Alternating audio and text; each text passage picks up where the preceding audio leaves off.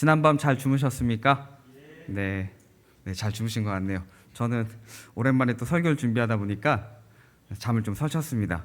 3시쯤에 한번 깨고요. 2시쯤에 한번 또 깨고, 2시쯤에 한번 깨고, 3시쯤에 또 한번 깨고, 이제 그랬습니다. 왜냐면 이제 일부 예배를 드려야 되니까, 일부 예배를 드리기 위해서 또 준비도 해야 되니까, 좀 일찍 일어나야 될 것 같아서, 좀 평소 일어나는 것보다도 매주일 일어나는 시간보다 좀 일찍 일어날 생각으로 하다 보니까, 알람을 맞춰놨음에도 불구하고, 알람을 못 들었나 하면서 중간에 자꾸만 깼습니다. 그래서 잠을 좀 설쳤는데, 잠을 잘 자고 일어나면은요, 좀 기분이 개운할 때가 있잖아요. 그런데 자기 전에도 기분 좋게 잤는데 어느 날은 일어났을 때 좀 찌뿌둥하고 안 좋을 때가 있으실 때가 있지 않습니까? 네. 그러면은 이제 뭐부터 확인하세요, 주로? 확인 안 하시는군요. 네, 그냥 몸이 안 좋구나. 요새 같은 경우는 이제 코로나인가? 뭐 이렇게 생각하기도 할 거고, 또는 이제 나이 드신 분들은 비가 오려나 하면서 이제 보고.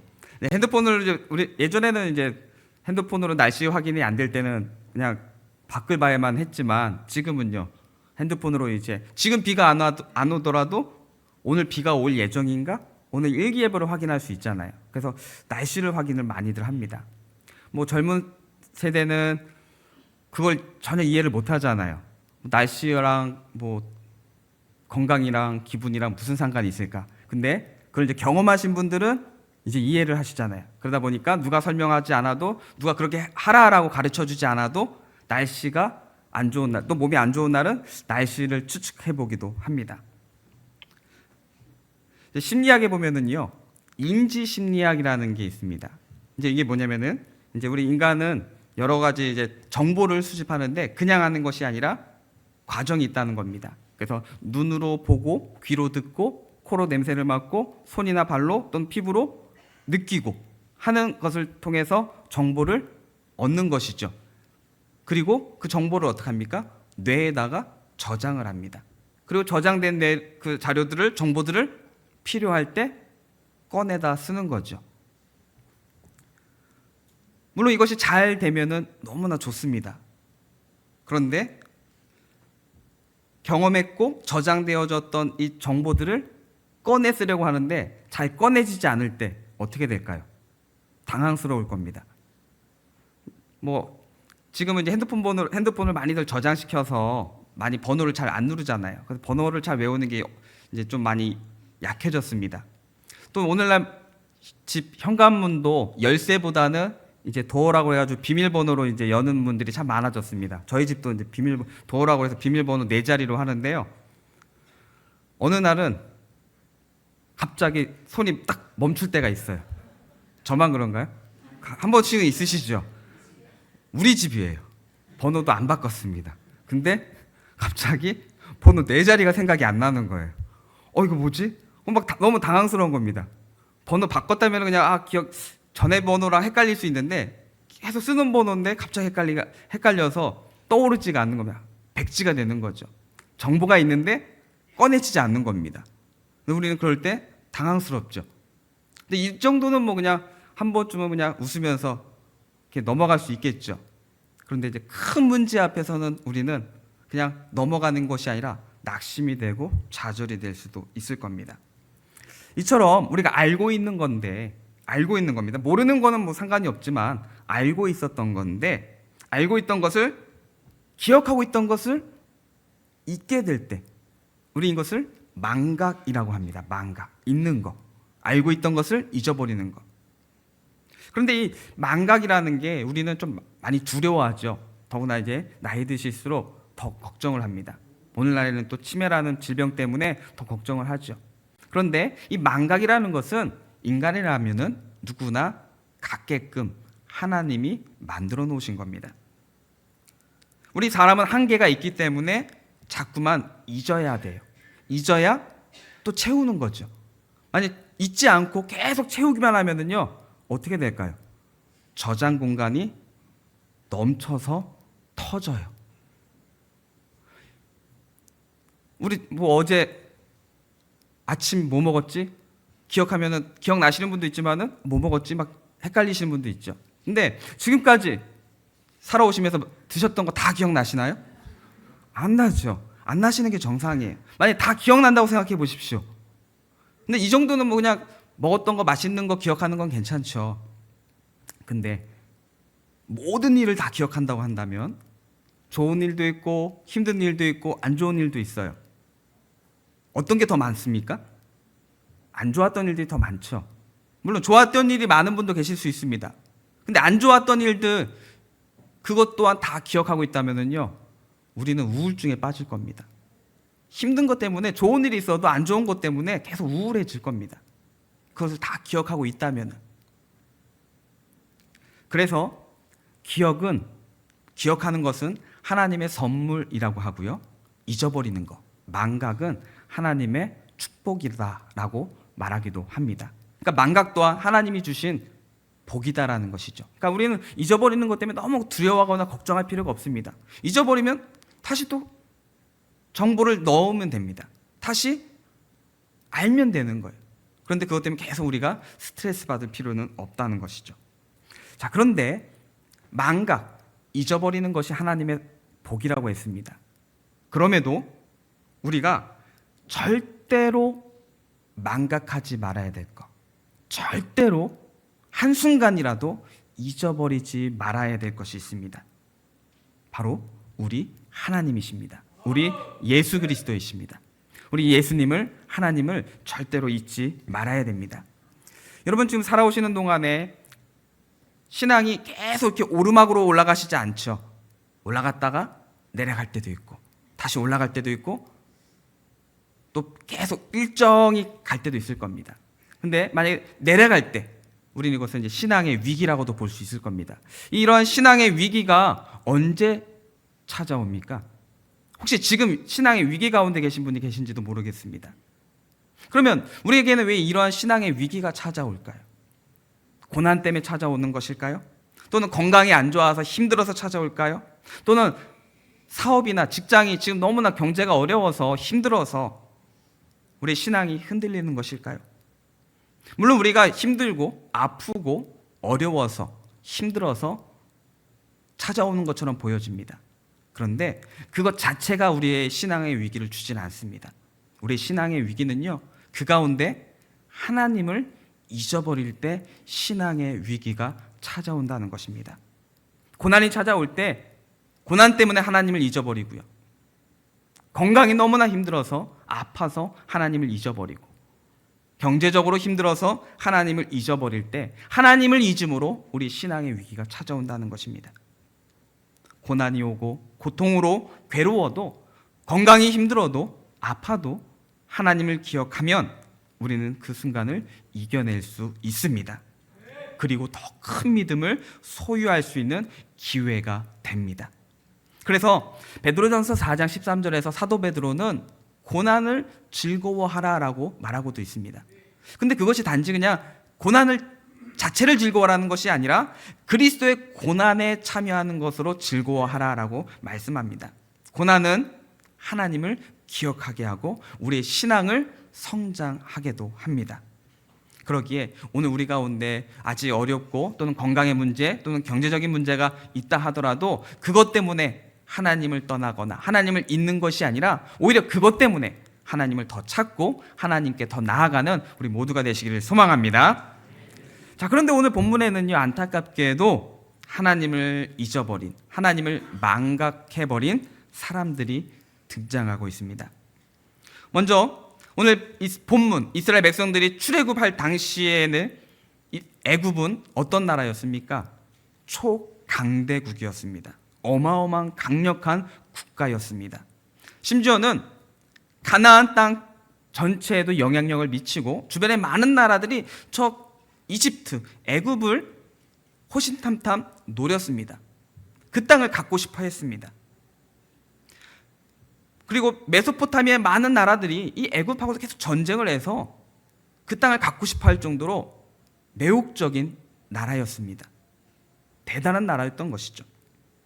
그런 나라의 왕 파라오, 성경에서는 바로라고 하죠. 이 바로는 신의 아들이다라고까지 부를 정도로 강력한 권력을 가졌습니다.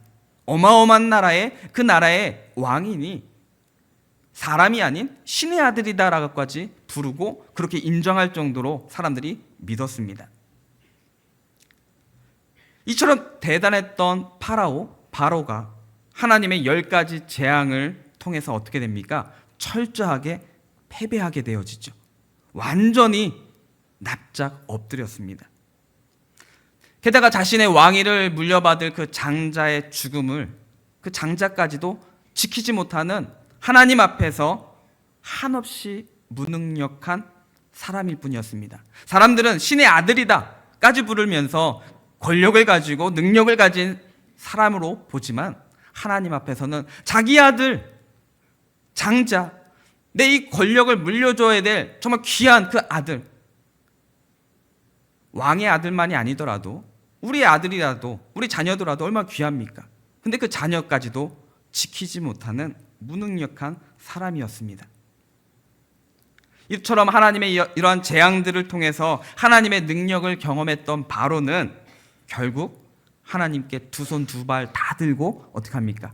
항복을 합니다. 하나님의 명령대로, 하나님의 말씀대로 이스라엘 백성들을 내보내어 줍니다.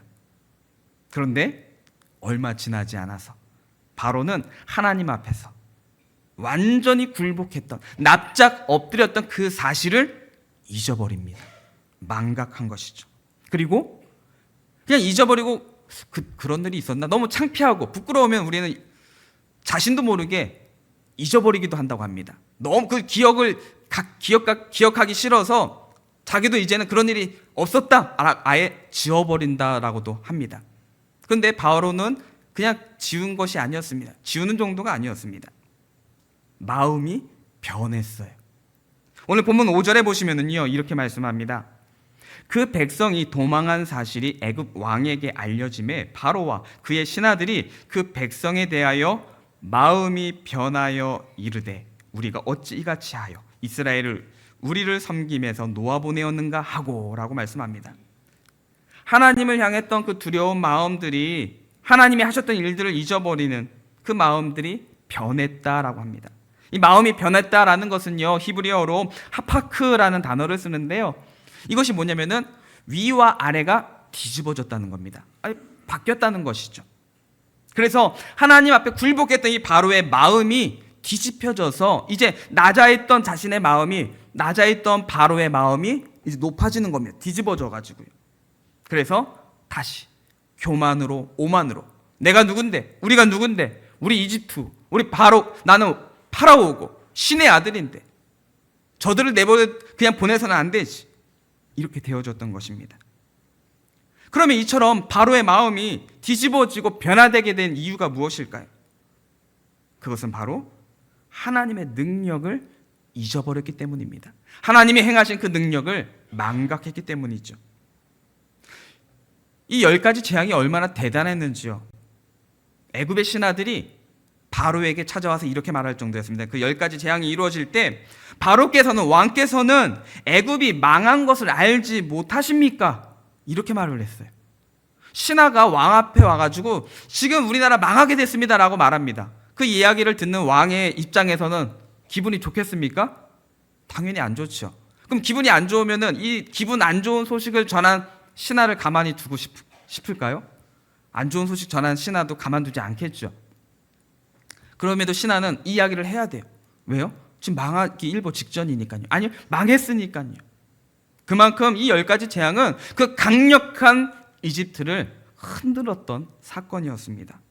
그 신하들도 왕에게 보고를 안 할 수 없는 큰 사건이었던 것이죠. 나라가 흔들리며 무너지는 사건이었습니다. 나라와 백성들의 삶이 엉망진창이 되어지고 나라가 무너지는 그런 상황임에도 불구하고 바로는 하나님의 능력을 망각했습니다. 잊었습니다. 그리고 또다시 교만으로, 오만으로 하나님께 맞서려 하고 있습니다. 하나님을 망각한 이 바로에게 일어난 일들은 그 다음은 어떤 일입니까? 그 결과는요, 다시 한번 힘을 내서 다시 쌓은 것이 아니라 그 전보다 더 비참해졌습니다. 오늘 본문은 다음에 14장 28절에 보시면은요, 우리가 잘 아는 사건이 나옵니다. 이제 홍해를 하나님이 가르시고 이스라엘 백성들이 그 홍해를 먼저 건너가고 그 뒤를 따르는 애굽의 군대에 대해서 말씀하는데 이렇게 말씀합니다. 화면 보여주시죠. 물이 다시 흘러 병거들과 기병들을 덮되 그들의 뒤를 따라, 이스라엘 백성들의 뒤를 따라 바다에 들어간 바로의 군대를 다 덮으니 하나도 남지 아니하였더라라고 말씀합니다. 많은 군대가 쫓아왔는데 하나도 남지 않았다고 합니다. 비참하죠. 이보다 비참한 게 어디 있습니까? 강력한 군대입니다. 그냥 멋진 나라만이 아니라 그 나라의 군대는 그 나라를 상징하기도 합니다. 그 나라의 힘이기도 하고요. 더구나 지금 바로도 뒤따라 왔습니다. 그러니 어마어마한 군대가 쫓아온 거죠. 왕이 움직이니 그 부대는 더 어마어마합니다. 그런데 하나도 남지 않았다고 말씀합니다. 하나님을 망각하고 잊어버린 결과가 무엇입니까? 멸망이죠. 파멸이었습니다. 하나님을 잊어버린 왕은 자신의 군대를 잃어버렸습니다. 하나님을 망각한 국가는 무너져 내리고 또한 하나님을 잊어버린 교회는요, 분열되어집니다. 하나님을 망각한 가정은 깨어지게 되어지고 하나님을 망각한 사람은 그의 인생은 실패하게 되어집니다. 이건 저주하는 게 아닙니다. 지금까지 모든 역사를 보게 되어지면 하나님을 잊어버린 나라, 하나님을 잊어버린 사람, 하나님을 잊어버린 가정들은 다 그렇게 되어졌습니다.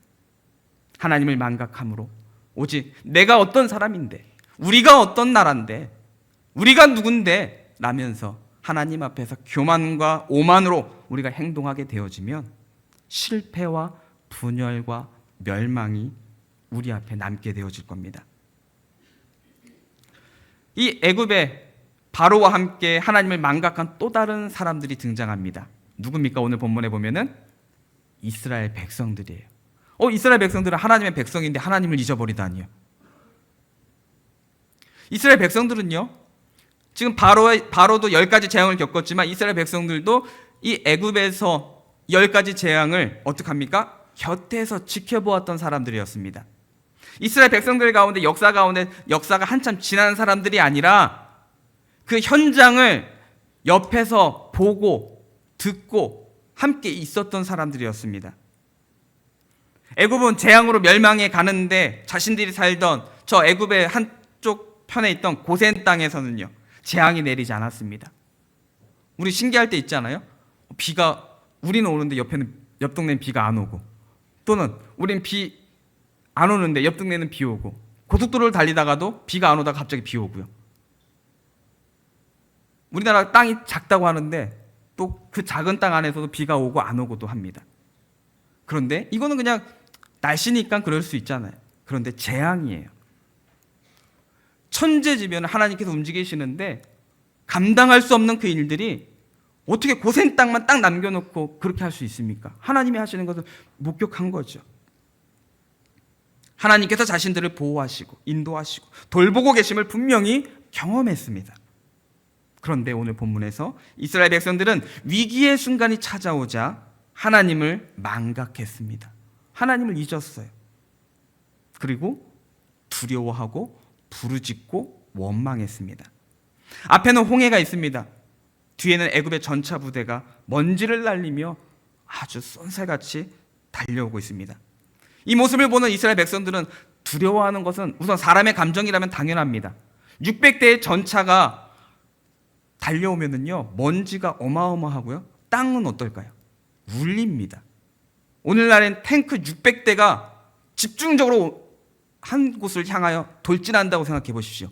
땅이 울리고요, 소리가 어마어마하죠. 여러분, 탱크 600대가 우리를 향해서 달려온다고 생각해 보십시오. 안 두려우십니까? 두려워하는 게 당연하죠. 걱정하죠. 지금 이스라엘 백성도 그런 상황입니다. 그리고 하나님께 오늘 10절에 보시면은 여호와께 부르짖었다라고 하는데, 여기서 부르짖었다라는 것은요, 하나님께 기도했다는 것이 아닙니다. 여러분, 어마어마하고 정말 큰 일이 생기면은요, 정신이 없으면 어떻습니까? 막 소리 지르죠. 막 사람들이 난리가 납니다. 갈팡질팡하면서 무슨 말인지도 모르면서 자꾸 막 떠들면서 큰일이 하면서 막 정신이 혼비백산한다고 하죠. 막 그러면서 사람들이 난리가 나는 겁니다. 이게 바로 부르짖었다라는 겁니다. 한참 지난 드라마에도 보면은 6.25 때도 이런 난리는 없었다고 표현하는 드라마 대사가 있었는데요. 전쟁터입니다. 전쟁터에서 적이 죽이겠다고 잡겠다고 쫓아오는 그 상황 속에서 앞에는 홍해가 있어서 못 가니 어떻게 해요? 갈팡질팡하면서 소리 지르는 거죠.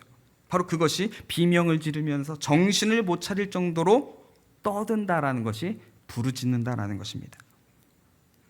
애국 군대가 얼마나 두려웠는지 이스라엘 백성들은 지금 현재 불기둥과 구름기둥으로 인도하고 계시고 함께 계시는 하나님을 잊어버렸어요.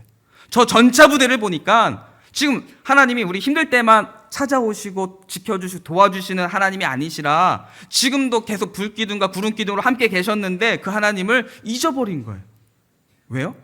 저 전차 부대를 보니까 지금 큰 문제를 보니까 하나님이 계시다는 것을 잊어버렸습니다. 그리고 소리를 질렀다는 겁니다. 더 나아가서는요, 이제 원망의 소리까지 하죠. 괜히 애굽에서 우리를 끌어내서 여기서 광야에서 죽게 하는구나 하면서 원망을 합니다. 오늘 우리의 삶에도요, 위기가 찾아올 때가 있습니다. 지금 위기 가운데 계신 분도 있을지 모르겠습니다. 갑작스러운 어려움이 우리 가정을, 우리 인생에 찾아오면은요, 어떻게 해야 되지? 다른 사람이라면 내가 조언도 해주고 막 설명도 해주고 하는데 막상 내일이 되면은요, 캄캄하죠. 다른 사람한테도 설명해줬던 일들이 나한테 일어나면은요, 어떻게 해야 되지? 뭐부터 해야 되지? 겁이 나잖아요. 탱크 600대가 우리에게 찾아오면은 우리도 겁이 날 겁니다. 두려워 떨 겁니다. 어떡하지? 막 난리가 날 겁니다. 당황스러워, 두려워 비명에 떨 수도 있을 것입니다. 그것이 잘못된 게 아닙니다. 그것은 인간의 감정이기 때문에 두렵고 걱정과 슬픔, 당연한 감정이자 하나님이 주신 감정입니다. 자, 그런데 그런 감정에서 우리가 절대로 잊지 말아야 될 것, 그 위기의 순간에도 하나님을 잊지 말아야 된다는 것입니다. 하나님을 망각하지 말아야 된다는 것이죠. 왜냐하면 이 위기의 순간에서 우리를 건지시고 구원해 주실 분은 하나님밖에 없기 때문입니다. 하나님 외에 우리에게는 구원자가 없습니다. 하나님만이 우리를 지켜주신다는 겁니다. 우리는 정신이 없어요. 어떻게 해야 되지? 어떻게 해결해야 되지?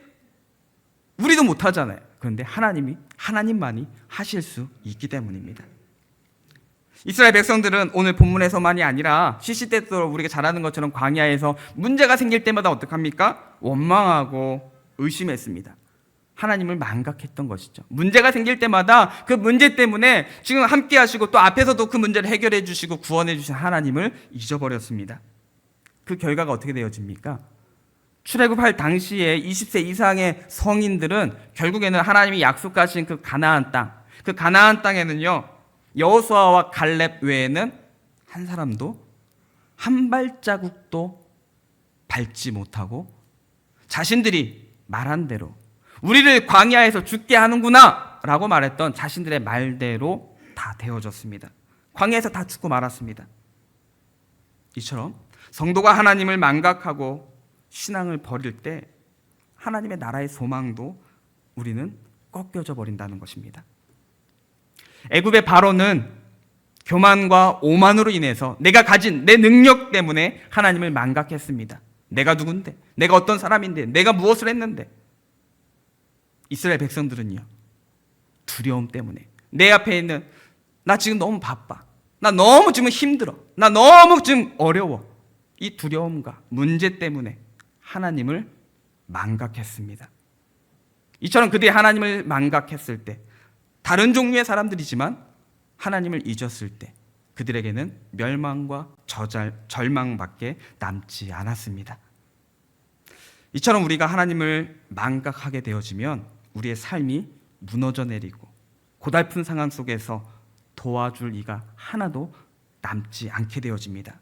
그러기에 우리가 해야 될 일은요, 하나님을 잊지 않는 겁니다. 다른 사람들은 다 어렵다, 힘들다, 두렵다, 부정적인 말을 할 때에도 우리는 오늘 본문의 모세가 했던 것처럼 하나님을 망각하지 않고 계속해서 하나님을 의지함으로 선포해야 됩니다. 사람들이 이해가 안 되더라도 하나님을 의지함으로 선포하시기를 바랍니다. 모두가 하나님을 잊어버렸던 순간에 모세는 여전히 하나님을 기억했고, 그냥 기억한 거 그래도 하나님은 해주실 건데 속으로만 생각한 게 아니었죠. 하나님을 기억하고 구원의 하나님을 선포했습니다. 오늘 본문 마지막 13절과 14절에 보시면 이렇게 말씀하죠. 모세가 백성에게 이르되 너희는 두려워하지 말고 가만히 서서 여호와께서 오늘 너희를 위하여 행하시는 구원을 보라. 여호와께서 오늘 너희를 위하여 행하시는 구원을 보라. 너희가 오늘 본 애굽 사람을 영원히 다시 보지 아니하리라. 여호와께서 너희를 위하여 싸우시리니 여호와께서 너희를 위하여 싸우시리니 너희는 가만히 있을지니라. 아멘. 우리가 하나님을 망각할 때 고난에서 벗어날 수 있는 유일한 구원도 사라지게 되어지지만, 하나님을 기억할 때, 하나님을 의지하며 기억할 때 그 위기에서 고난에서 벗어날 수 있는 구원의 길이 열리게 되는 줄로 믿습니다. 하나님을 기억하는 자를 위하여 하나님께서 대신 싸워주시며 구원해 주십니다. 말씀을 정리하겠습니다. 이제 내일부터 또 한 주가 시작이 되어지죠. 또 이제 추석이 다가오기 때문에 어느 한 주보다 더 바쁘고 또 힘들다고 표현하기는 또 그렇기도 하겠지만, 힘든 분들은 힘들 수도 있을 거고요. 한 주간이 바쁘고 힘들 수도 있을 겁니다. 이제 그런 한 주를 시작합니다. 그러면서 이제 바쁘고 분주해지겠죠. 복잡해질 것입니다. 가정의 일도 복잡하고 또 직장의 일로도 복잡하고 정신없이 시간을 보내실 겁니다. 어떤 분들은 몸이 2개라도 또는 몸이 10개라도 너무 바쁘다고 정신없다고 이렇게 말하는 분도 있을 수도 있겠습니다. 혹은 건강의 문제 때문에 또는 관계의 문제 때문에 정신사나워 흔들려 할 수도 있을 것입니다. 그러나 바로 그때 우리는 그 모든 문제와 고통 속에서 구원받을 수 있는 길은 하나님을 기억하는 겁니다. 우리의 유일한 구원자가 되시는 하나님을, 예수 그리스도를 망각하지 않고 기억해낼 때 하나님께서는 우리를 위하여 싸우시며 승리와 구원을 주실 줄로 믿습니다. 시편 115편 13절에 이런 말씀이 있습니다. 여호와를 경외하는 자들에게 무엇을 주신다고요? 복을 주신다고 고백하고 있습니다. 우리의 한 주간의 삶이, 또 우리의 자녀들이, 우리의 가정과 우리 교회가 하나님을 망각하지 않고 하나님을 경외함으로 또한 기억함으로 인해서 하나님이 약속하신 이 복을 받는 복된 인생이 되시기를 예수님의 이름으로 축복합니다.